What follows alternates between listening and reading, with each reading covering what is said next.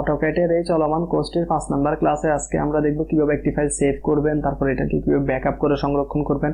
কারণ আপনি প্রত্যেকদিন তো ইউনিটে গিয়ে এটারে প্রত্যেকদিন তো ইউনিট সেট করে ডাইমেনশন সেট করা সম্ভব না। কিভাবে একদিন করে রেগুলারে ব্যাকআপে রেখে দিবেন এটাও দেখবো। তারপর কিভাবে ফাইলটা একজনের কাছে শেয়ার দিবেন, শেয়ার দিলে আবার অনেক সময় দেখা যায় যে ছবিগুলো যেটা থাকে ওগুলো থাকে না, পুরো ফাইল যায় কিন্তু ছবিগুলো থাকে না।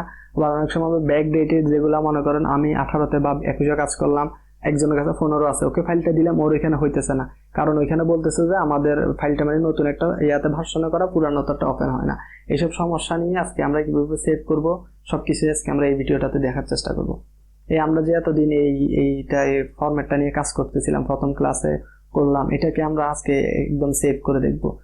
এটা সেভ করার জন্য আমরা তো এখন এটারে একবারও কিন্তু কোথাও সেভ করিনি। এটাই জন্য এখানে দেখেন ড্রয়িং টু উপরে একটা স্টার আছে, মানে এটা আমরা এখন একবারও সেভ করিনি। সেভের এখানে যদি যান আপনি ক্লিক, এটাতে একটা ক্লিক দেন, একটা ক্লিক দেওয়ার পর এখানে সেভের অপশন দেখবেন দুইটা, একটা সেভ একটা সেভ এস। কোনটার কাজ কখন? যেমন আমরা এইটার ডেস্টিনেশন এখন সেট করে দিই না, মানে ফাইলটাকে এক জায়গায় গিয়ে সেভ করে রেখে আসতে হবে, তারপরেই তো সেভের কাজ। সেভ এস একবার, সেভের কাজ বারবার। এখন সেভের যদি আমরা এক জায়গায় করে আসি তাহলে এখান থেকে পরবর্তীতে একই ফাইলটাকে আপডেট করার পর আমরা সেভে ক্লিক দিতে পারবো। এখন এখানে আমরা সেভ এস করার জন্য আমরা আগে ফাইলটাকে একটা ডেস্টিনেশন দিয়ে দিই, তাহলে আমরা এখানে সেভ এসে যাই, সেভ এসে ক্লিক দিই। ক্লিক দেওয়ার পরে কোথায় সেভ করবো এটা জিজ্ঞেস করতেছে। আমরা আপাতত এখানে ডেস্কটপ থেকে দিস পিসি, তারপর ডাউনলোড এর কোনো এক জায়গায় রেখে আসি। ডাউনলোড এটা 2 ডেজ ক্লাস একটা ফাইল করে ফেলছি, এটাতে যাই। এটাতে যাওয়ার পরে আমরা প্রথমে এখান থেকে ফাইলের একটা নাম দিতে পারবো। এটা এখন বাই ডিফল্ট ড্রয়িং 2 আছে। আমরা এখান থেকে যদি ড্রয়িং 2 না, ড্রয়িং মনে করেন আজকে 22 মানে যে কোনো একটা ফাইল নেম দিলাম। দেওয়ার পরে এখান থেকে দেখা যাইতেছে যে আপনার ফাইল টাইপটা 2018 আছে। এখান থেকে অন্যান্য ভার্সনে সুইচ করা যাবে, যাতে যখন শেয়ার করবো তখন আমরা এটা দেখবো। আপাতত যতটুকু আছে ততটুকুতে এটা সেভ করে দিই। সেভ করে দেওয়ার ফলে এখানে দেখবেন একটা তখন স্টার চিহ্ন ছিল, তারপরে ড্রয়িং 2 ছিল। এখন এটা আমাদের যেটা রিনেম করছে এটাতে, এবং মানে স্টারটাও চলে গেছে, মানে এটা সেভ হয়েছে। তারপর আমরা এখান থেকে যেখানে সেভ করছিলাম, যেমন ডাউনলোড থেকে 2 ডেজ ক্লাস, এই ড্রয়িংটা এখানে সেভ হয়ে গেছে। সেভ হয়ে যাওয়ার পরে এখন হচ্ছে যে সেভের খেলা। মনে করেন আমরা এখান থেকে কোনো কিছুই পরিবর্তন করলাম, যেমন আমরা এগুলো যেগুলো আছে এগুলো ডিলিট করে দিলাম, নতুন কিছু অ্যাড করলাম। মনে করেন নতুন এখানে একটা সার্কেল অ্যাড করলাম, এখানে একটা প্লট ড্রয়িং করলাম।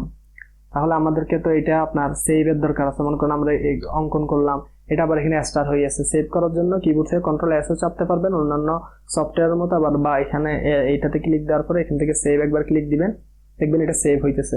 আপনারা যারা নতুন কাজ করবেন, এটা অনেক সময় আপনার অ্যাপটা ক্র্যাশ করবে অনেকক্ষণ ধরে। মনে করেন একটা মোজা ম্যাপে আপনারা লাইন করতেছেন বা একটা কাজ করতেছেন, সেভ না করার ফলে কি হবে, আপনি এটা ক্র্যাশ করলে এটা চলে যাবে। এই জন্য এটা ভালো মতো সেভ রাখবেন এক জায়গায়।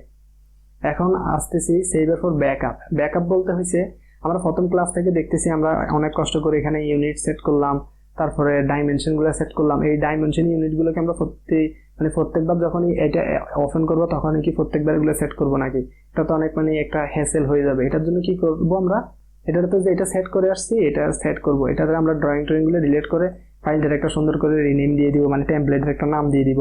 এর পরবর্তীতে আমরা যখন এটা ওপেন করব তাহলে আমাদের আর ডাইমেনশন ইউনিট এগুলো কোনো কিছু আর সেভ করতে হইতেছে না। তখন আমাদের এটাতে যেটা আছে এটাতে কাজ শুরু করে দিতে পারবো। এখন আসা যাক সবচেয়ে গুরুত্বপূর্ণ একটা জিনিসে। সবচেয়ে গুরুত্বপূর্ণ জিনিস হচ্ছে যে আমরা যদি কাউকে ফাইলটা শেয়ার করি, মনে করেন এটা আমরা কাউকে ফাইলটা শেয়ার করলাম, শেয়ার করার পরে ভিতরে ইমেজটা এসে পাচ্ছে না। এটা অনেক সময় কেমন হয় আপনাদের যদি দেখাই, তাহলে আমি অন্য একটা ফাইল ওপেন করে নিয়ে আসি। দাঁড়ান, এই তো আমরা মনে করেন যে এই আমাদেরকে একজনের ফাইলটা শেয়ার করলো, এখানে কিন্তু একটা ম্যাপ আছে, কিন্তু ম্যাপটা এখানে দেখেন দেখা যাইতেছে না। এখানে আপনার কোন পাতে আছে এটা এখানে মানে শো করতেছে, ম্যাপটা মানে যায় না। এরকম আপনার ক্ষেত্রে হবে যদি প্রপারলি শেয়ারটা না করেন। আপনি যদি এখান থেকে যদি এই সেভ করছেন, সেভ করার পরে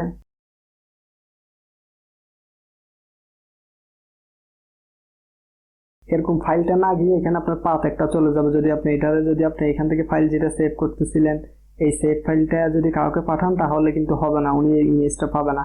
ইমেজ কেন, মনে করেন আপনার অনেক সময় টেমপ্লেট থাকে না, টেমপ্লেট আপনার কিছু লোগো দাও, যেমন এই আমাদের নর্থ সাইন যেটা আছে এটাও কিন্তু একটা ইমেজ। তারপর এখানে যে জমি বাজারের যে একটা লোগো দেখতেছেন এটাও কিন্তু একটা ইমেজ। এই ইমেজগুলো কিন্তু যাবে না। এগুলো যাওয়ার জন্য কি করতে হবে, এটা যদি আপনার এই টুকটাক এরকম লোগোর মতো এগুলো দরকার হয়, এগুলোকে কি করবেন আমি আপনারা বলি।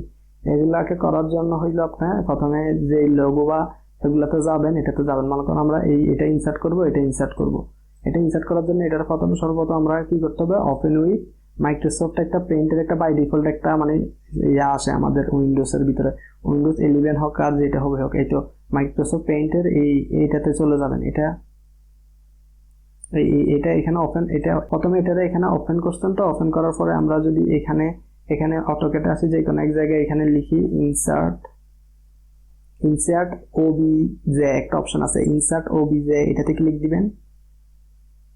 ক্লিক দেওয়ার পর এখানে নিচে স্ক্রল করে এখানে একটা দেখবেন পেইন্ট ব্রাশ পিকচার নামে একটা অপশন আসবে, এটাতে আসার পর ওকে দিবেন। দেখবেন এখানে একটা পপআপ খুলে গেছে, এই মানে পেইন্টের।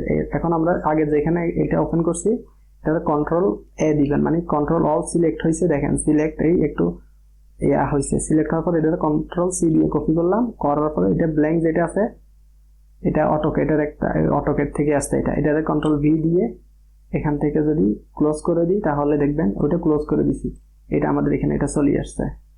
তো এটারে আমরা নিজেদের মতো করে স্কেল ছোট বড় করে নিতে পারবো। এটারে যত মন চায় তত ছোট করবেন, বড় করবেন, ইচ্ছা মতো করতে পারবেন। একদম ছোট করে ফেলছি। এখন আপনি যদি এই ফাইলটা কারোর শেয়ারও করেন, এই ছবিটার কিন্তু এই যেমন এটা হচ্ছে ডিরেকশনাল সাইন, এরপর আমরা যদি লোগোটাও আনি আরেকবার দেখাই, তাহলে আপনার লোগোটা আনার জন্য, তাহলে আপনার ভালো করে মনে থাকলো। এই যে ইমেজটা নেবেন, যেমন আমরা এখন জমি বাজারের লোগোটা নিব, জমি বাজারের লোগোটা নেওয়ার পরে এখান থেকে open with paint by default, যেটা এটা মাইক্রোসফটে থাকে, এই পেইন্টে গেলাম, এটা পেইন্টটা ওপেন করলাম। আগে ওপেন করার পর অটোক্যাডে আবার যাব, তারপর অটোক্যাডে আমরা কমান্ড লিখবো, কি কমান্ড লিখবো যে ইনসার্ট ইনসার্ট লিখার পরে এখানে ইনসার্ট একটা ও বি যে আছে, এটাতে ক্লিক দিব। ক্লিক দেওয়ার পরে এখানে নিচে দেখবেন প্রিন্ট পিকচার, এই প্রিন্ট ব্রাশ পিকচার আসবে, এখান থেকে ওকে দিব।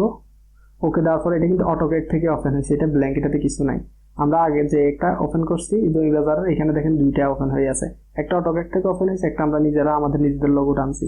এখন এই লোগোর এখানে আনি কন্ট্রোল অল, দেখবেন সিলেক্ট হয়েছে, কন্ট্রোল অল কন্ট্রোল সি, তাহলে কন্ট্রোল অল দিয়ে পুরোটা সিলেক্ট করছি, কন্ট্রোল সি দিয়ে কপি করলাম। তারপর এখানে এনে এটা আবার তার এখান থেকে এটাতে ক্লিক দিব, এটা তো ব্ল্যাঙ্ক, এটাতে কিছু নেই, এটাতে কন্ট্রোল ভি পেস্ট করে দিব।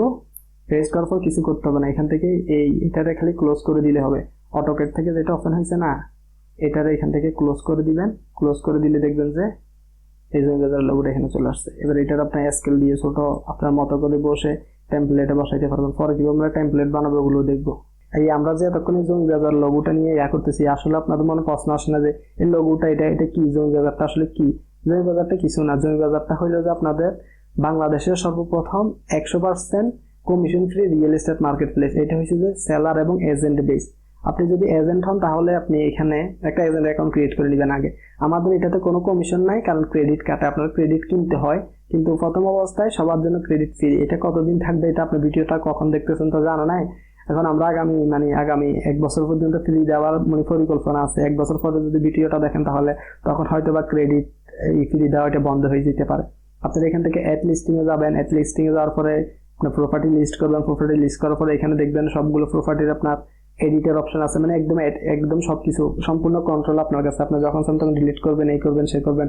আবার অন্যান্য ওয়েবসাইটে অ্যাডমিনের কল দাও ডিলিট করার জন্য, এখানে এইসব প্যারা নাই, নিজের মতো সবকিছু করবেন। তারপরে এখানে আমাদের লিস্টেড প্রপার্টি গুলো আছে, এখানে ফিল্টার আছে।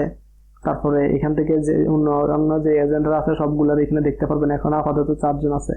তারপরে এখানে আরো একটা চমৎকার জিনিস হলো কি, ওয়েবসাইটটা, আর এখানে আপনার ওয়েবসাইটে সার্ভিসেস গুলো আপনারা সেল করতে পারবেন। এটা কিন্তু সার্ভিসেস গুলো জমি বাজার সেল করেন। আপনি মনে করেন যে এখান থেকে যে কোনো একটা সার্ভিসে ক্লিক দেন, ওই সার্ভিসেস গুলো কে দেয় তারাও দেখতে পারবেন। আমরা যদি এখান থেকে ধরেন দলিল রেজিস্ট্রিতে যাই, তাহলে দেখবেন দলিল রেজিস্ট্রিটা একজন এজেন্ট দিতেছে। এখানে আপাতত একজনে সিলেক্ট করে রাখছে, দিতেছে, এই জন্য ওনাকে দেখাইতেছে। এই জন্য এইখানে যদি আপনার ড্যাশবোর্ড থেকে যাই আপনার সার্ভিসেস গুলো অ্যাড করে দিতে চান, তাহলে আপনারা এই দলিল রেজিস্ট্রিতে কেউ আসলে আপনার এখানে খুঁজে পাবে।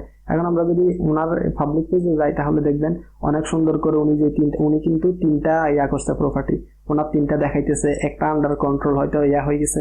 এগুলো মানে একদম এভরিথিং, এটা একদম ইজি। আমাদের মতো সার্ভেয়ার যারা আছে তাদের রিয়েল এস্টেট বিজনেস করার জন্য জমি বাজারের বিকল্প কোনো ভালো প্ল্যাটফর্ম আর দেখতেছি না। অনেকের আবার প্রশ্ন থাকতে পারে কেন আমরা এখান থেকে ইনসার্ট থেকে গিয়ে অ্যাটাচটা করি না। ইনসার্ট থেকে যদি আপনি অ্যাটাচটা করতেন তাহলে এখানে অটোক্যাড কি করে, এখনো কিন্তু আমাদের এই ফাইলটা কিন্তু এই ফাইলের সাথে মেইন ফাইলে নাই, এটার একটা লিঙ্ক আকারে ধরে আছে। আমাদের এই ফাইলটার যেখানে ডেস্টিনেশন ও এটারে এখান থেকে নিয়ে আসছে, এটা লিঙ্ক সিস্টেম। যারা ফটোশপ ইলাস্ট্রেটর চালান তারা বলতে পারবেন, ইলাস্ট্রেটরও এগুলা লিঙ্ক আকারে থাকে, এটা ওইখানে লিঙ্ক আকার আছে, এটা কিন্তু এটার ভিতরে ফাইলটার ভিতরে নাই। এটারে কি করতে হবে, ফাইলটার ভিতরে থাকার জন্য আমাদের ইলাস্ট্রেটরে হলে এটারে ইনভেট করা লাগে, ইনভেট করলে এটা এখানে চলে আসে। ফটোশপে তো এটা অটোমেটিক চলে আসে, ফটোশপে লিঙ্ক আকারে থাকে না। আবার অটোক্যাডেও কিন্তু সেম ইলাস্ট্রেটরের মতো এটা লিঙ্ক আকারে হয়ে আছে, আপনি যদি শেয়ার দেন তাহলে তো এটা যাবে না।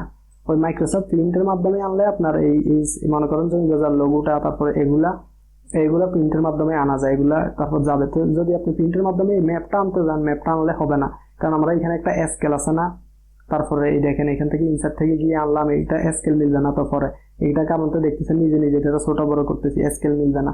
স্কেল না মিলার জন্য আমরা কি করব, আর এইগুলা এই মোজা ম্যাপের ফাইলগুলো একটা 10 MB 20 MB থাকে, এত বড় ফাইল যদি আমরা এখানে এগুলোর ভিতরে নিয়ে আসি, তাহলে এমনিতে আমাদের ল্যাপটপের কনফিগারেশন সবার কম থাকে। তারপরে একটা দুইটা তিনটা মোজা ম্যাপ, এরপর একাধিক যখন মোজা ম্যাপ হবে তখন আপনার ফাইলটা চলবে না, ল্যাপটপটা হ্যাং করে একদিকে চলে যাবে।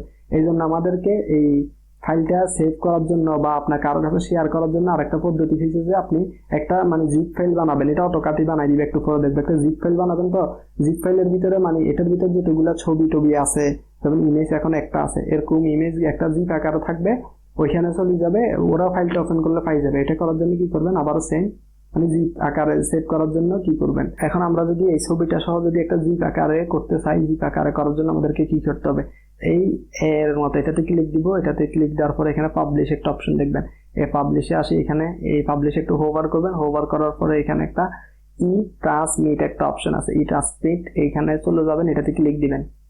ক্লিক দেওয়ার পরে এটা বলতেছে যে কি বলতেছে যে আমাদের যে কারেন্ট ড্রয়িংটা আছে এটা কিন্তু আমরা সেভ করিনি, এখানে ভালো করে লক্ষ্য করলে দেখবেন এখানে একদম স্টার রয়ে গেছে। আগে বলতেছে যে আমরা এটা কি সেভ করতে চাই কিনা, অবশ্যই আমরা এটা সেভ করবো, ইয়েস দিলাম। ইয়েস দেওয়ার পরে এই আমাদের জিপ আকারে যে আমরা কি কি দিব এটা এখানে চলে আসছে। আমাদের এই ফাইলটার ভিতরে একটা এজএফইজি দেওয়া আছে, এই তো দাঁত মারা 5 দাঁত মারা 6 নম্বর শীট দেওয়া আছে, এটা বলতেছে এখানে আছে। তারপরে এখান থেকে একটা এখানে যেগুলো ফাইলটার ভিতরে আছে এগুলো দেখাইতেছে। আমরা যদি চাই যে এটার ভিতরে আরো অন্য কিছু ওয়ার্ড ফাইল, এক্সেল ফাইল দিয়ে দিব, যাকে দিব জিপ ফাইল করার জন্য, এখানে অ্যাড ফাইলে যাবেন, অ্যাড ফাইল থেকে গিয়ে সিলেক্ট করে ওদেরকে এগুলো দিয়ে দিতে পারবেন। এটা আমরা এখন দিতেছি না। তারপরে এখান থেকে আমরা তো কপি স্ট্যান্ডার্ড এটা নিজেরা বানাইছি, এটা সিলেক্ট দিবেন। এটা সিলেক্ট দেওয়ার পরে আপনারা এখানে এই সেটআপে ক্লিক দিবেন। সেটআপে ক্লিক দেওয়ার পরে এটারে মডিফাই করব একটু করে, এটা স্ট্যান্ডার্ড না, আমরা যেটা বানাবো আর নাইলে নিউ করে একটা নিজে বানাই ফেলবেন। আচ্ছা নিউ একটা বানাই, কপি দুইটা কপি, এই তো একটা বানাই ফেলছিলাম, একটা তো কপি স্ট্যান্ডার্ড, আমরা যেটা বানাইছি copy of standard, double copy আসছিল। এখান থেকে আমাদের ফাইলের প্যাকেজটা কি দিতে হবে, জিপ দিতে হবে। তারপরে এখান থেকে মনে করেন যে যার কাছে আমরা ফাইলটা পাঠাবো তার এখানে 7 ওপেন, তাহলে আমরা মনে করেন 7টা সিলেক্ট করলাম। সিলেক্ট করার ফলে এখানে ইম্পর্টেন্ট অপশন আপনার এটা থাকতে পারে, পাথ অপশন মানে একটা ফাইলের ইউআরএল থাকে, এটা আমরা এটা সাইগান অপশন যেটা আছে এটা করে দিব। এটা করে দেওয়ার পরে ওর কাছে আপনার যে ফন্টটা, যেমন আমরা এখানে কালপুরুষ ANSI আছে না, এটা নাও থাকতে পারে, এখানে ইনক্লুড ফন্টটাও করে দিবেন। এতটুকু অপশনই, আর অন্য কিছু করার দরকার নাই। এটা করলেন, ফন্ট এড করলেন, ওর কাছে 2007, এই জন্য আমরা 2007 জিপ করে এটা ওকে করলাম। ওকে করার পরে এখানে এই দেখেন কপি অফ স্ট্যান্ডার্ড, এটা তাহলে ক্লোজ করে দিই। আমরা ক্লোজ করে দেওয়ার পরে এখন আমরা এটাতে যদি ওকে দিই তাহলে সেভ করার জন্য বলবো, এটা কোথায় সেভ করবো, আমরা এটাতে ডাউনলোডে যাই সেভ করি, ডেস্কটপ থেকে দিস পিসি থেকে ডাউনলোড টুডেস ক্লাসের এই ফাইলটার ভিতরে আমরা এটারে দিয়ে দিই, এই সেভ করে দিই।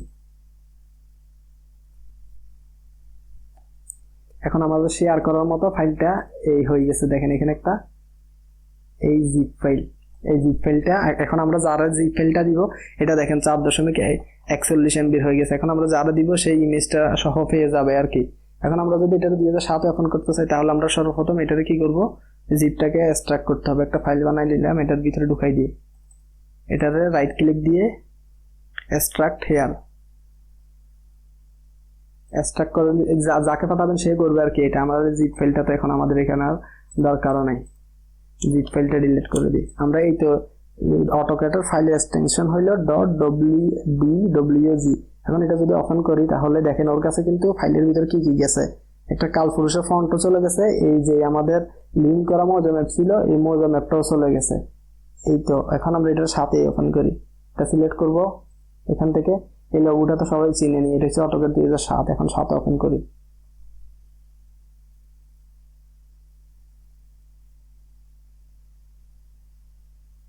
দেখছেন আমাদের অটোক্যাড যে আমরা 21-এ কাজ করতেছিলাম একদম এজ ইট ইজ ওপেন হয়েছে। ইমেজ এই দুইটা তো প্রিন্টের মাইক্রোসফট পেইন্ট ব্রাশের মাধ্যমে আনছে, এই জন্য এটা আছে।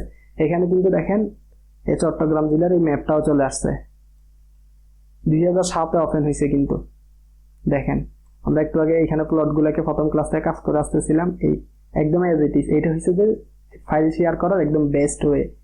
এরও আমার অন্য আর ওয়ে কোনো জানা নেই। আমিও আগে কি করতাম, এখান থেকে আপনার ডিডব্লিউজি যেটা আছে এটা হোয়াটসঅ্যাপে বা আপনার ইমেলে দিয়ে দিতাম, দিলে কি হয়তো ওই ইমেজ পাইতেছে না, এটা পাইতেছে না, সেটা পাইতেছে না।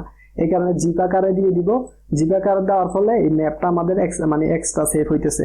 এটা কিন্তু ফাইলের ভিতরেও কিন্তু এটা নাই, এটা লিঙ্ক আকারে আছে। এখন লিঙ্ক আকার থাকলে কি হবে, আপনার যদি এখানে 20টা মৌজা থাকে তাহলে আপনার এই ফাইলটা একদম লাইট ওয়েট থাকবে, আপনার যে কোনো মানে কনফিগারেশনের ল্যাপটপগুলোতে চলতে থাকবে।